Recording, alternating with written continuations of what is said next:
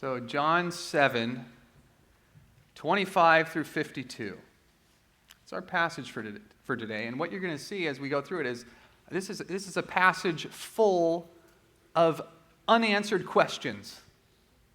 I think that's really like the first thing that you would notice if you were just going to sit down and just kind of read straight through it today, is that over and over we get this passage is full of questions, but none of them get answered. We've got questions from the crowd. We've got questions from the Jewish authorities who want to arrest Jesus, questions from all the different people who believe in Jesus, and when we get to the end, they're just, all these questions are just left hanging there, unresolved, unanswered. And you read it and you're like, why is this? What is John trying to do with this part of the story, leaving all these unanswered questions? What effect does he hope that this has on us as readers? Rising tension, burning questions. Those are the four words I would use to summarize the plot in this section of John that we're looking at today. Rising tension between all these different groups of people concerning Jesus, these various factions trying to make sense of who Jesus is, what he's about. Is he a threat? Do we believe in him? Do we not? All reflected in those burning questions that they voice throughout the narrative. Questions that, again, John just kind of leaves there unanswered. Does that kind of sound familiar? You know, as I was reflecting on it this week, I realized it's just kind of like the human condition. We live in a world of unanswered questions.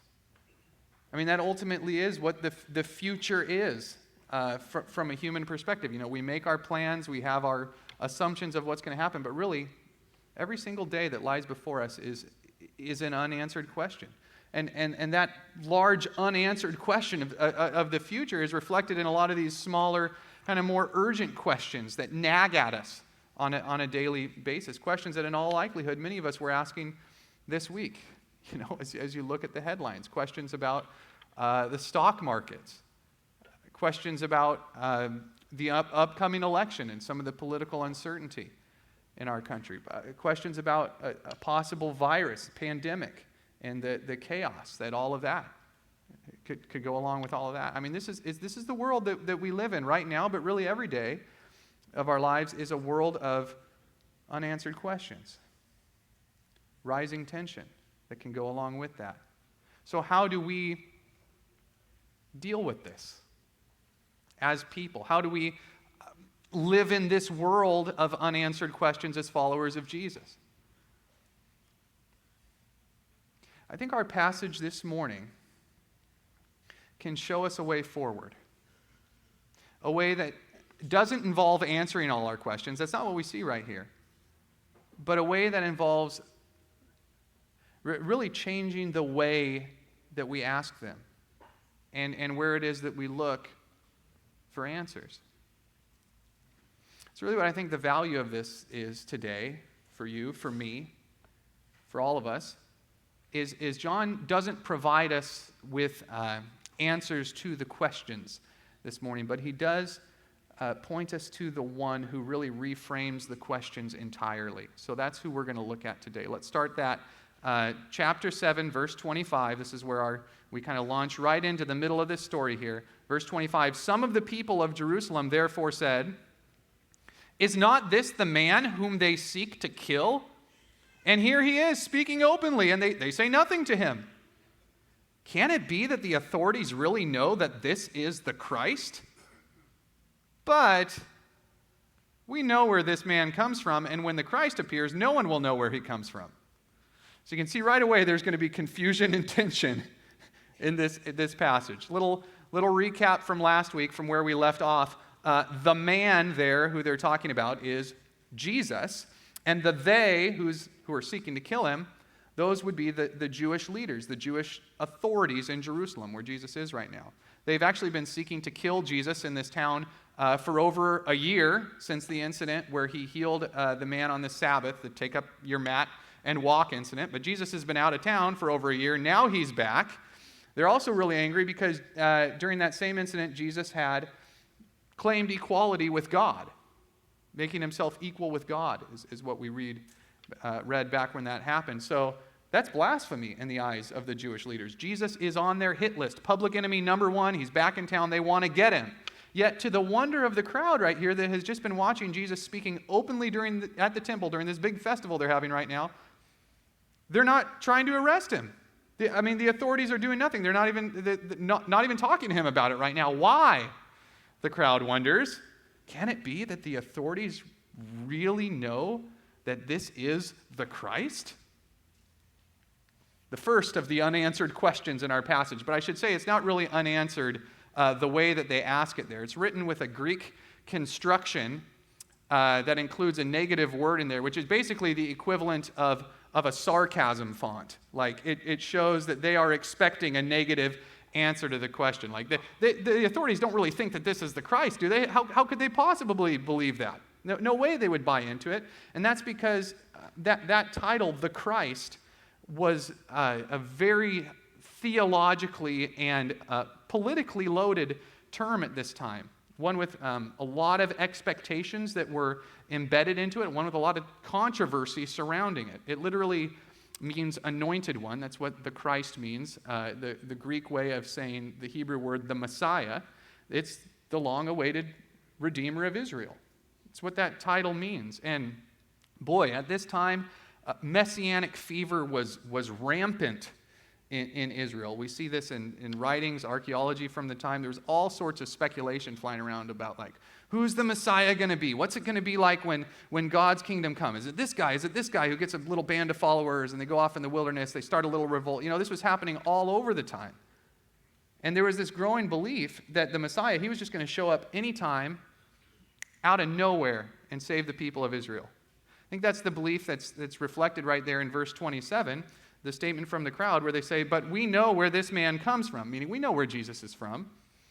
And when the Christ appears, no one will know where he comes from. That's reflecting this belief. It was pretty common among the rabbis at the time. One rabbi wrote that the Messiah would spring out of the sea, meaning basically that he would just come from obscurity, where no one would know where he's from or anything, and all of a sudden just kind of appear and save the people of Israel suddenly with power.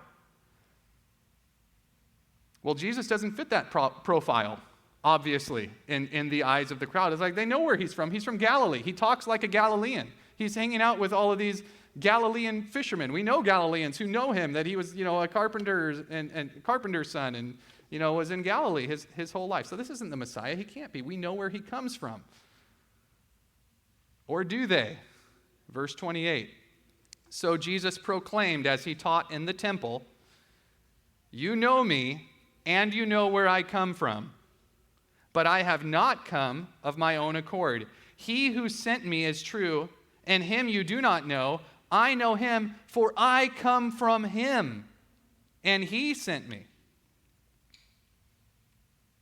So that first statement of Jesus there, it actually might be another question where he says there, you know me, you know where I come from. That should maybe end with a question mark. Remember, the Greek text didn't have any punctuation in it originally. So we don't know. It could be a question here. It could be, I have an earlier version of the ESV in the glove box of my car that I was consulting this week, and it ends this with a question mark. But the later version of the ESV doesn't. So it shows you there's, some kind of debate over this right here. But Jesus could be saying, like, you know me? You know where I come from?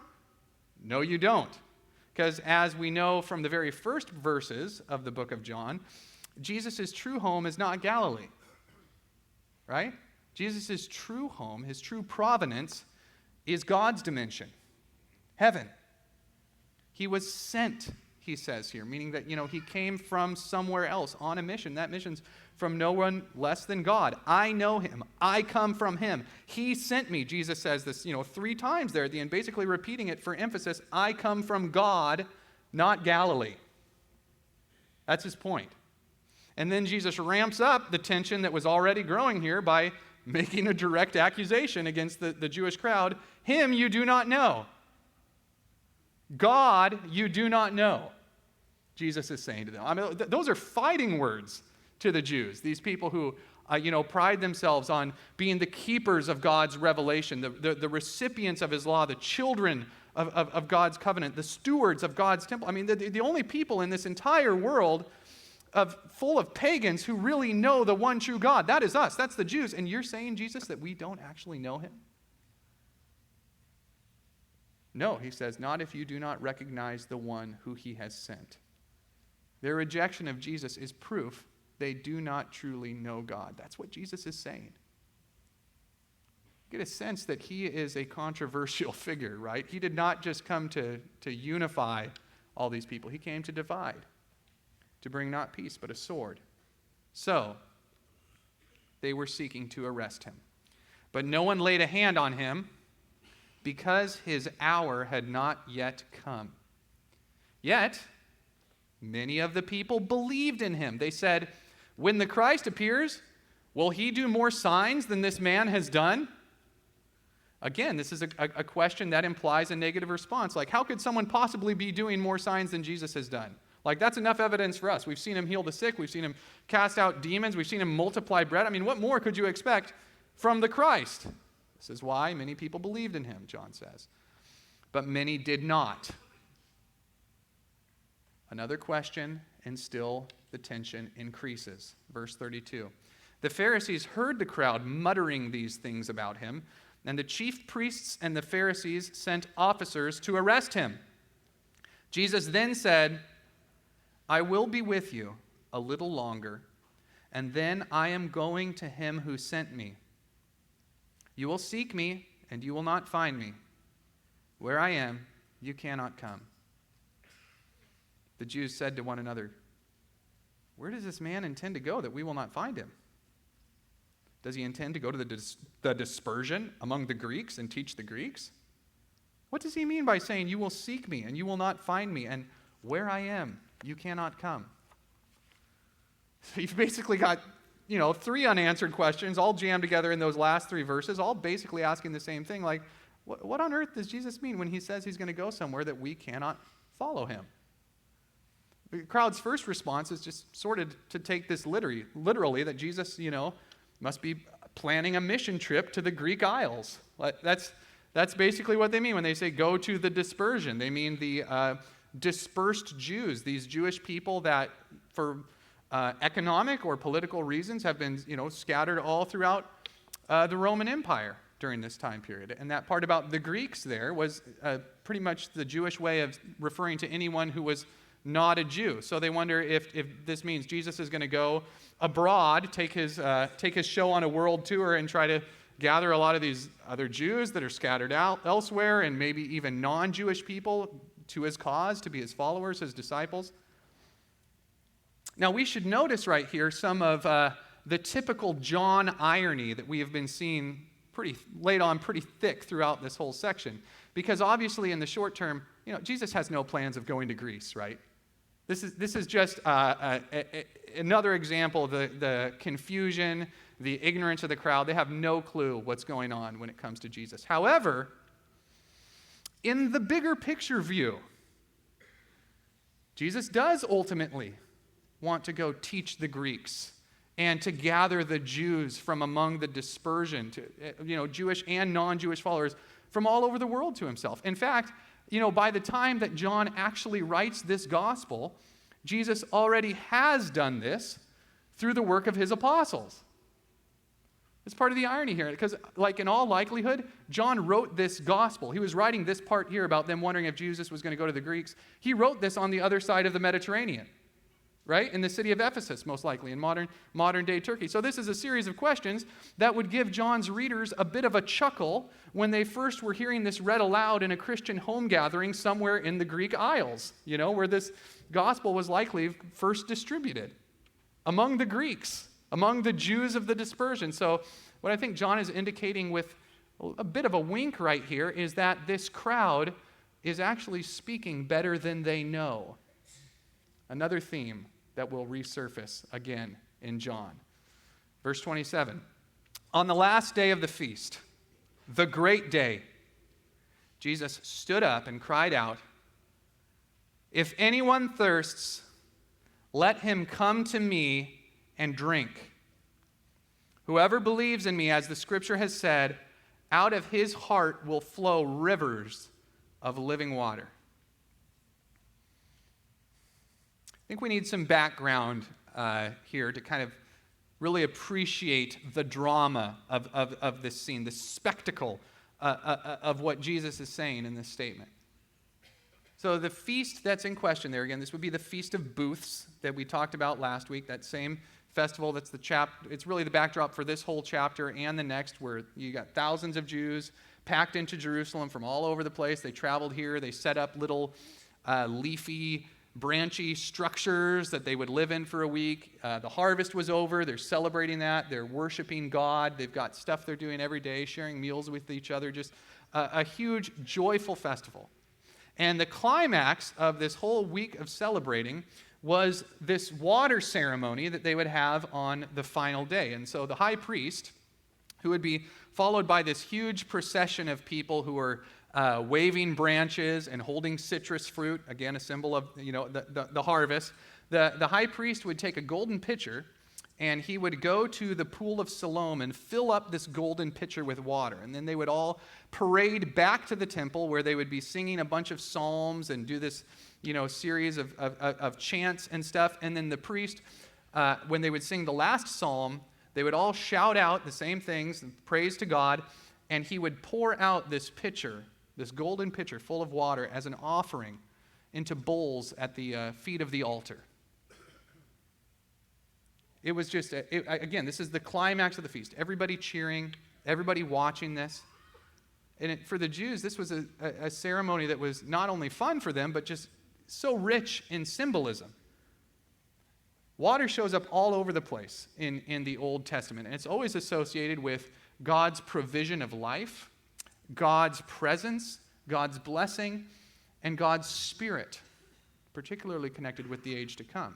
I mean, you see this explicitly in prophecies from Zechariah and Ezekiel, when they say that, in this age to come, the age of the Messiah, that rivers of living water will be flowing out from Jerusalem to the rest of the world, and thereby bringing renewal, prosperity, God's presence back to the nations, to all of creation. That's what this water symbol was pointing to. It was pointing to this hope of the prophets, that this promise of living water from the Messiah.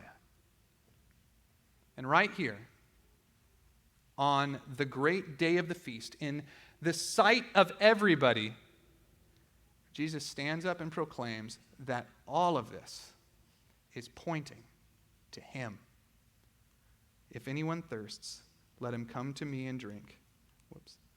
Whoever believes in me, as the scripture has said, out of his heart will flow rivers of living water. Wow. I mean, can you feel the drama of that?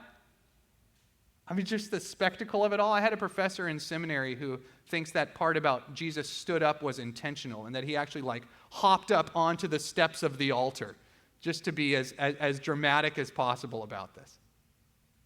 Now, naturally, that kind of action, it's going to raise a lot of questions from the people who are observing this. In the next paragraph, we see that it does. But right here in verse 39, John, the narrator, kind of lets us, as the readers, in on the answer to all the questions. He says, now he said this. This he said about the Spirit, whom those who believed in him were yet to receive. For as yet the Spirit had not been given, because Jesus was not yet glorified. That's the answer to us as readers. This is how Jesus fulfills this amazing promise of living water, and it's by giving his followers the gift of the Holy Spirit. There's going to be a lot about this later on in the Gospel of John. A lot about who the Spirit is, what he does in our lives. So we're going to save a lot of those specifics for later on. Just kind of leave it here as John leaves it here, which is as a preview, kind of as a teaser for us as readers. We know that Jesus is the source of the life of the age to come, and this means by which he will distribute this life, the means by which he will do that is his Holy Spirit.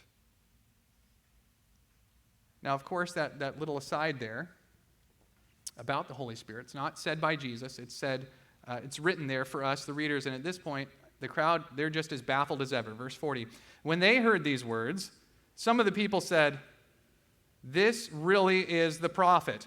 Others said, this is the Christ. But some said, is the Christ to come from Galilee? Has not the scripture said that the Christ comes from the offspring of David and comes from Bethlehem, the village where David was? So there was a division among the people over him. Some of them wanted to arrest him, but no one laid hands on him. So again, you see, Jesus makes this wonderful announcement and just confusion ensues. Some hear him and think that he's the prophet with a capital P. Again, this would be this figure that's come up a few times now in John. It'd be the prophet foretold by Moses back in Deuteronomy 18.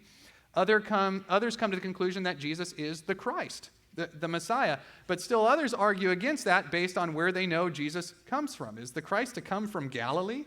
Has not the scripture said that the Christ comes from the offspring of David and comes from Bethlehem, the village where David was?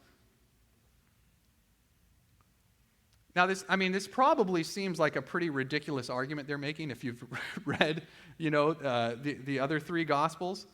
And I think that John intends it that way. Probably by the time that John wrote this Gospel, based on our best estimates for the date that he actually wrote it, those other accounts of Jesus' life were widely known, widely distributed, including these stories of Jesus' birth. So I think we see this throughout the Gospel that John presupposes that his readers are already familiar with the content of Matthew, Mark, Luke, and John. So John does not answer this question here. He just kind of lets the irony sink in for those of us who know the story of Jesus, that this crowd who thinks that they know so much and are making these judgments about Jesus, they really they know nothing at all, not even where Jesus was actually born, this critical detail. And then in verse 44, to add some insult to the irony, even though the leaders want so badly to arrest Jesus, put an end to all of this, confusion and chaos that he's causing, no one laid hands on him. They couldn't. His hour had not yet come, as John said earlier. They could do anything they wanted to arrest him, but it would not work if his hour has not come. So the officers go back, and we know this does not go over well with the honchos back in headquarters. Verse 45. The officers then came to the chief priests and the Pharisees, who said to them, "Why did you not bring him?" The officers answered, "No one ever spoke like this man." So another verse, another question, this time from the chief priests and the Pharisees. Why did you not bring him? This guy's just teaching there openly in the temple without a security detail. Why did you not get him? Now, the officers in question here were probably what are known as the temple police. It's really the only sort of executive authority that these Jewish leaders had, was this temple police force. And they had sent them to arrest Jesus all the way back in verse 32, but we don't hear about him again till right now when they come back empty-handed. And their reason that they give is because no one ever spoke like this man. Not he ran away from us, not his disciples put up a great fight, but man, we heard him speak. No one ever spoke like this man. Meaning you guys should hear this authority that he claims, the authority with which he speaks. He's not teaching like a rabbi who's speculating about the meaning of the law. He is speaking like the one who makes the law and just proclaims it as fact. How are we as temple policemen supposed to go and arrest a guy who claims that kind of authority? And of course, this drives the Pharisees absolutely nuts when they hear it. Verse 47, the Pharisees answered them, "Have you also been deceived? Have any of the authorities or the Pharisees believed in him? But this crowd that does not know the law is accursed." So there's two questions in this verse, two layers of irony that, again, John is bringing out. First, the obvious one is that the Pharisees accuse the officers of having been deceived by Jesus, and then they also accuse this crowd of being, deceived by Jesus. They're just dripping with elitism, when quite clearly, given the scope of what we as readers have already read in these first 6 chapters of John so far, there is no one in this book who is more deceived than the Pharisees who are seeking to kill Jesus. And then the second layer of irony, and I just love the way that John brings this out right here, is in that second question, have any of the authorities or the Pharisees believed in him? Again, this right here, this is written in that sarcasm font, implying a negative answer. Like, no, of course we haven't. None of the Pharisees or the authorities would be duped into believing in this guy. Of course we wouldn't. So what gives you mere temple policemen, the audacity to believe what absolutely none, not a one of us, has bought into at all. And if this was a movie, I think the director, John, would kind of just let that statement ring in the air for a little bit. Then you'd hear someone kind of shuffle off to the side, and the camera would pan right over to Nicodemus, who's tugging on his collar, clears his throat. Verse 50, Nicodemus, who had gone to him before, that's gone to Jesus before, and who was one of them, John reminds us, said to them, "Does our law judge a man without first giving him a hearing and learning what he does?" Again, you're just kind of supposed to hear that chuckle from John's readers right here, because the Pharisees voiced their utter certainty that no self-respecting Pharisee would ever want to believe in Jesus. And then in the next second, Nicodemus speaks up. Ironically, one of them, as John intentionally underlines there, has bought into the Jesus message, or at least he's kind of trending that way. Because again, I mean, this isn't exactly a bold and ringing defense of Jesus that Nicodemus voices here. He brings up a procedural point, which is that according to the law of Moses, you cannot judge someone without first hearing from them. You can't, condemn them without witnesses, all that. He's calling for due process. But it's a reminder to us as readers that Nicodemus stands up at all. It's a reminder to us of this trajectory that he's on in the Gospel of John. He had gone to him before. As John reminds us right here, when he spoke to Jesus at night and asked him questions about eternal life. He stands up for Jesus right here. And then the next time that we see Nicodemus in the book of John, he's bearing the body of Jesus away from the cross. I think maybe the biggest bit of evidence we have is the fact that he's recorded by name so prominently in this gospel. I think it's a good indication that he later went on to be a follower of Jesus, that he may in fact have been John's source material for all of these inside goings-on among the Sanhedrin right now. Nicodemus was there. He knew kind of the inner machinations that were going on. So we see there's a trajectory that Nicodemus is on right here. The Pharisees do not like what they see one little bit. Verse 52, they replied, "Are you from Galilee too? Search and see that no prophet arises from Galilee." Now, I hope you get the sense that, in their eyes, Galilee must have been like the armpit of the world at this time. I mean, it just keeps coming up. They can't get past the fact that he's from Galilee. And it's the worst insult they can think of to throw at Nicodemus now, too. "Oh, are you from Galilee?" Man, take that, Nicodemus. But ironically, chuckle again to the astute readers, in this statement, this insult they're trying to throw out, the Pharisees are once again displaying their ignorance. "Search and see that no prophet arises from Galilee," they say. Hey, meaning look in your Old Testament and see that God never calls prophets from the Galilee region. That's not how God operates. Why would he call someone from that, redneck backwater of our country? No way he does this. Well, that statement right there, if you were to go back and search and see in the scriptures, you would see that statement is flat out wrong. God has called prophets from Galilee. In fact, Jack Wilsey pointed this out in his sermon a few weeks ago. You remember when Jack gave us that interesting little bit of Bible trivia about the meaning of the name of the town Capernaum? Anyone remember what that was? Capernaum, town of Nahum. Nahum's a prophet. Capernaum's in Galilee. I rest my case. You also could look back in 1 Kings and see that the prophet Jonah was from Galilee. So there's two. But the biggest irony that the readers would notice right here is that the ultimate prophet, capital P, the incarnate Word of God in the flesh, has indeed arisen from Galilee. Regardless of whether the pride and just the elitist snobbery of the ruling Pharisees blinds them to this, this is what God has done in the person of Jesus. Will the Pharisees and the authorities ever see it? It's kind of the unanswered question that our chapter ends on. Rising tension. Unanswered questions throughout this. Where does this leave us as readers? What effect would John want to have on his audience as we pause right here at the end of chapter 7? Two effects I think this ought to have on us. It's an invitation for us to look inward. It's an invitation for us to look forward. First, look inward. As you might recall from earlier on in our studies in the Gospel of John, John says that he has written this book for both believers and unbelievers, people who know Jesus, people who don't know Jesus. These things are written so that you may believe that Jesus is the Christ, the Son of God, and by believing find life in his name. This is what John writes at the end of the scroll. So if you're here and you're in that camp of someone, kind of like these people in the crowd, who isn't really settled on the Jesus question, maybe is confused, this chapter is for you.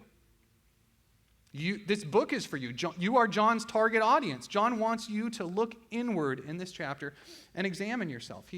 That's really what all this is for, the effect of these unanswered questions on the readers, all this speculation about Jesus, this wondering about his true identity, all this schism and controversy that we see within the crowd. All of these are a call for John's readers to look inward at themselves and ask, wait a second, where do I stand on these questions? Where would I be in this story as Jesus makes these proclamations as the questions are raised? Would I be with those who oppose Jesus at this point and call him a fraud? Would I be with those who believe in him and call him the Christ? Or would I be somewhere in between? A Nicodemus, maybe. Interested. Attracted to the message of Jesus, but not fully committed. Yet. You see how this works? John doesn't answer these questions in the text because he wants you to wrestle with them. He wants you to be bothered by the Jesus question and by the influence of God's Spirit working in your life right now. He wants you to have no rest in your spirit until you come to a conclusion about who Jesus is and where you stand in relation to him. That's really my prayer for this message on you today as we go through this text, that you would be so bothered by this Jesus question that you would have no rest in your spirit until you come to a conclusion about who he is. What do I believe about Jesus? That's the effect John hopes this has on us.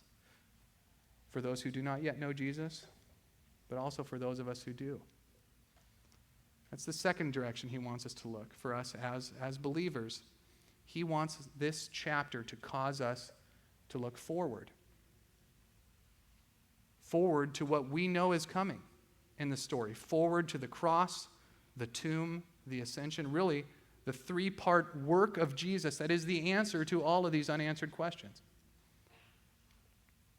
Every one of these unanswered questions in this text, for those of us as Christians who know the gospel, that work of Jesus, each one of these is intended to serve as a signpost for us to look at that work of Jesus on Easter weekend and Pentecost.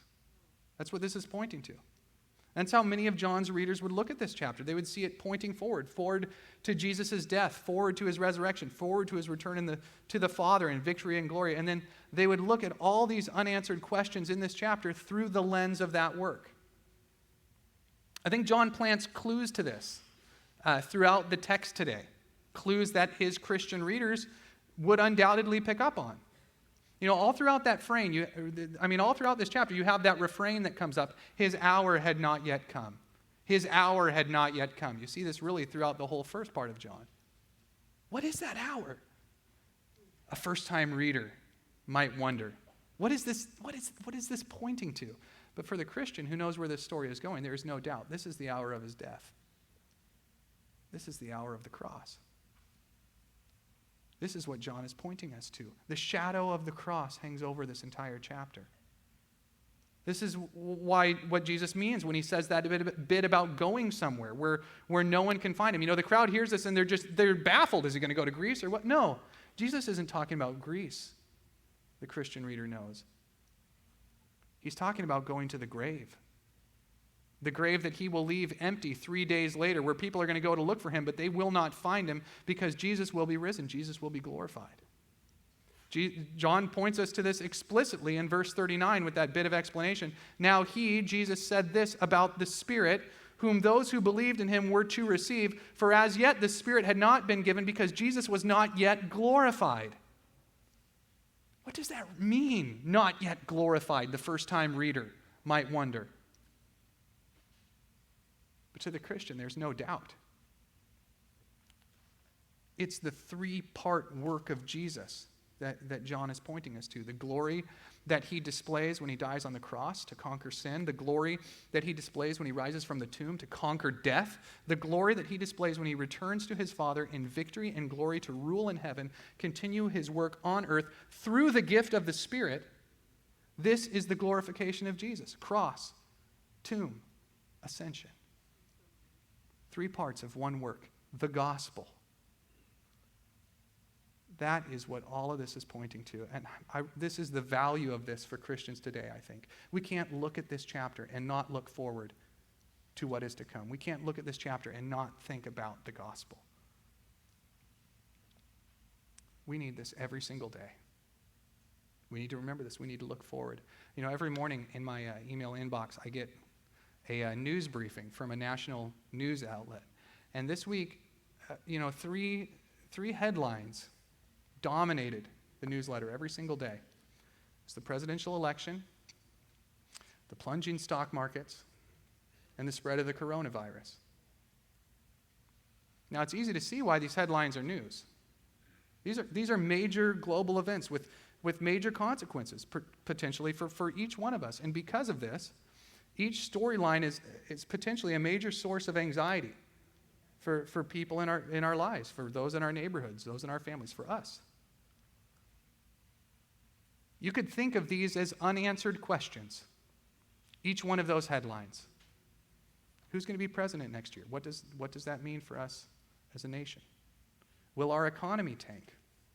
What does that mean for my retirement, my job right now, just putting food on the table for my family?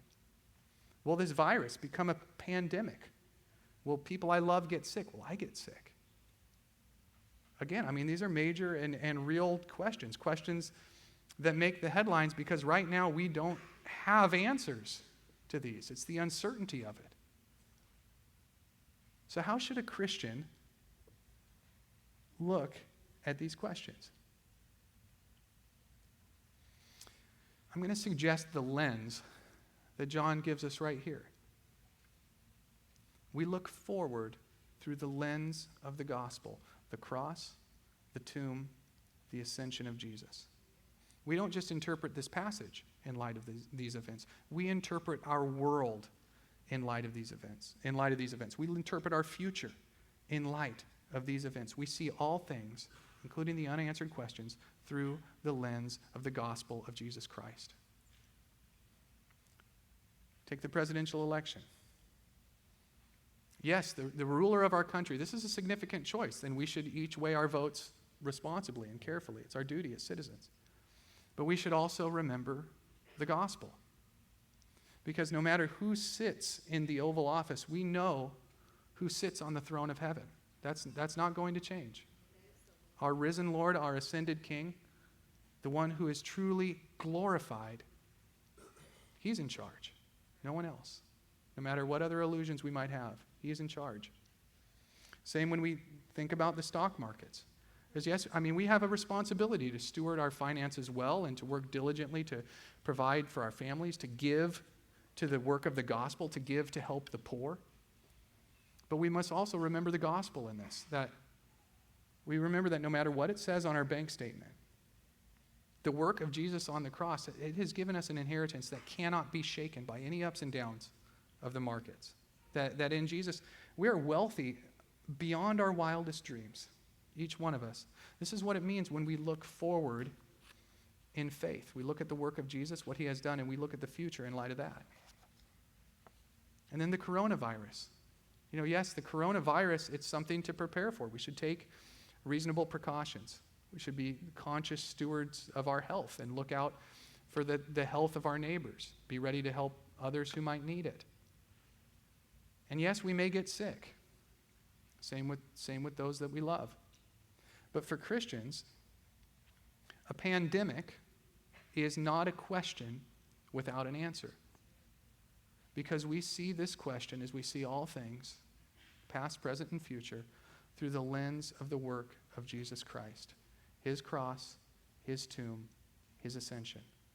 We look at the cross of Jesus and we know that We don't serve a God who's apathetic to our suffering or indifferent to it. We serve a God who knows our grief, who surely has borne our sicknesses and our diseases, the scriptures say. A God who came really to put death to death through the death of Jesus Christ, his Son. We also look at the tomb of Jesus. We know that death is not the end, not for any of us. That he who raised Jesus Christ from the dead will also give life to your mortal bodies through his Spirit who dwells in you. This is the promise of Scriptures in Romans chapter 8. This same Spirit who Jesus promises to pour out on his followers here, he will do that, and he will give life to our mortal bodies, resurrection, sealed through his own resurrection, the hope of Easter. We also know that this same Jesus who died, this same Jesus who rose from the dead, this same Jesus is on the throne right now. He's not far away and passive. He is ruling this world actively through his Holy Spirit. He's working among us. He's sovereign over sickness. He's sovereign over death. Who of you by worrying can add 1 hour to your life? He asks his disciples. Trust me, he says. No harm can befall you outside of his control. He is interceding for us right now in the presence of God the Father, along with the Holy Spirit, praying for us with groanings too deep for words to express, the scriptures say. And this same Jesus will one day return in person to put this whole world to rights. No more mourning, no more crying, no more sickness, no more death. Behold, I'm making all things new, he says. A virus like this, it's a big unanswered question. And a virus like this, it's scary because it forces us to come to grips with the fact that there is so much we're not in control of. That there's not one thing that any of us can do to add a second to our life outside of the sovereignty of God. That's scary to come to grips with that. Brings us face to face with our finitude, our weakness. Can make us feel like we're just kind of children, adrift in the universe. But God has not left us as orphans. That's what we see when we see this through the lens of the work of Jesus. His cross, his tomb, his ascension. The future is uncertain. The work of Jesus is not. So we take our questions to him. We take our grief to him. We take our wounds to him. We take every single one of our worries to him because he knows where this story is going. And by his work, which he's already has accomplished, he is faithful to bring every single one of us along with him to the conclusion he has prepared for us. And it, like Jesus, is glorious. Pray with me, please. Father, we thank you so much for the work that you've done through Jesus Christ. We ask, Father, that by your Spirit that you would give us faith, that you would help us to truly trust in the work that he has done, to lean on you. That by your Spirit you would comfort us, that you would empower us to be good neighbors and good citizens. We know that in you we are secure. Our future is secure. And we trust you to do what is best because you are our God, you are good, and we belong to you through the blood of your Son, Jesus Christ, in whose name we pray. Amen.